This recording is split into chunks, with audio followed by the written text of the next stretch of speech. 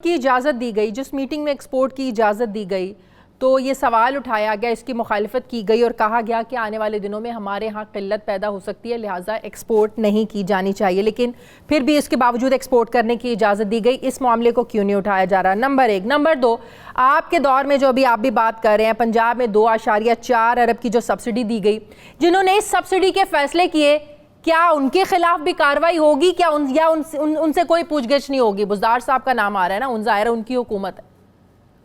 देखिए शाजिया, मैं दोबारा अर्ज करता हूँ, आप शायद दोबारा से रिपोर्ट को रेफर कर लीजिए। रिपोर्ट के अंदर बड़ा वाज़े तौर पे लिखा हुआ है एक्सपोर्ट की इजाज़त देना कोई गलत बात नहीं है। एक्सपोर्ट के बाद कीमत ना रोकना या कीमत बढ़ने के बाद एक्सपोर्ट को रोकना, वो एक सवाल है और वो सवाल उठाया गया और उसके ऊपर बिल्कुल एक्शन होगा। लेकिन शुगर के मामले में इशू सिर्फ एक्सपोर्ट नहीं है। एक्सपोर्ट की इजाजत तब दी जाती है जब सरप्लस स्टॉक मुल्क में मौजूद होता है। शुगर का कारोबार इतना ज्यादा फायदा मंद बन चुका है कि इसके अंदर सिर्फ असर रसूख रखने वाले लोग ही इस कारोबार को कर रहे हैं और उनके यहाँ दिन दुगनी और रात चुगनी तरक्की हो रही है। मेरी बड़ी ख्वाहिश होगी कि आप इसके अंदर जो किसान से गन्ना खरीदा जाता है सस्ते दामों और किस तरह से एक एक मिल ने वो चोरी की है, आप उसके ऊपर भी रोशनी डालिए। आप इस चीज के ऊपर भी रोशनी डालिए कि कॉस्ट ऑफ प्रोडक्शन जो है, जो 2017 में आपके यहाँ बम्पर क्रॉप हुई, आपके पास मुल्क में 2.5 मिलियन मैट्रिक टन की इजाफी शुगर थी, आपने उस एक्सपोर्ट नहीं की जिस वक्त आलमी मंडी में इसकी कीमत ज्यादा थी। आपने महज उस वक्त एक्सपोर्ट की जब आप सब्सिडी दे सके। और जिस साल आपकी बम्पर क्रॉप हुई उस साल तो आपको चीनी बड़ी सस्ती बनानी चाहिए थी। आपने बम्पर क्रॉप वाले साल 20 से 25 अरब रुपए की सब्सिडी देगी। हम इस वक्त ये सवाल उठा रहे हैं, आप जो बात कर रहे हैं कि साबका हुकूमतों पर सब्सिडी का मामला डाल रहे हैं, आपके दौर में जो 2.4 अरब रुपए की सब्सिडी दी गई, फिर सवाल तो होगा ना, बुज़दार साहब को इसका तो जवाब देना पड़ेगा ना, अगर आप पिछली हुकूमतों से जवाब मांगेंगे। देखिए, अगर इस पे सवाल पे बात ना होती तो क्या उसको कमीशन की रिपोर्ट के अंदर वो आ गया? कमीशन की रिपोर्ट इस बात से सबसे बड़ी क्या चीज हो सकती है कमीशन के लिए, उसके पूरी आजादाना काम के लिए, कि उसने हर सब्सिडी का मुआवजा किया है और हर सब्सिडी के ऊपर सवाल किया है।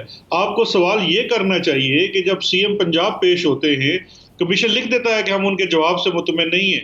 बिल्कुल ठीक है। अब इसके बाद जो एक्शन लिया जाएगा वो पंजाब के खिलाफ भी जो केस होगा वो होगा सब्सिडी का और पिछले 4 सालों का भी होगा। लेकिन क्या ये सवाल नहीं बनता मुराद अली शाह से कि जिन्होंने महज टेलर मेड, ये कमीशन के अंदर लिखा हुआ है मुराद अली शाह का, टेलर मेड सब्सिडी दी, इजाफी 20 अरब रुपए की सब्सिडी वो ले आए वफाक से, उसके बाद 4.1 अरब की सब्सिडी दे दी सिंध बैंक से पैसे दे दिए और वो टेलर मेड है ओमनी के लिए। उसके ऊपर सवाल तो होना चाहिए। असल में होना ये चाहिए कि इस वक्त मैं ये समझता हूं कि बजाय इसके कि आप ये टारगेट करने की कोशिश करें कि शायद पंजाब की जो 2.4 अरब रुपए की सब्सिडी है वो बरी जिम्मा हो गई है, ऐसे नहीं है।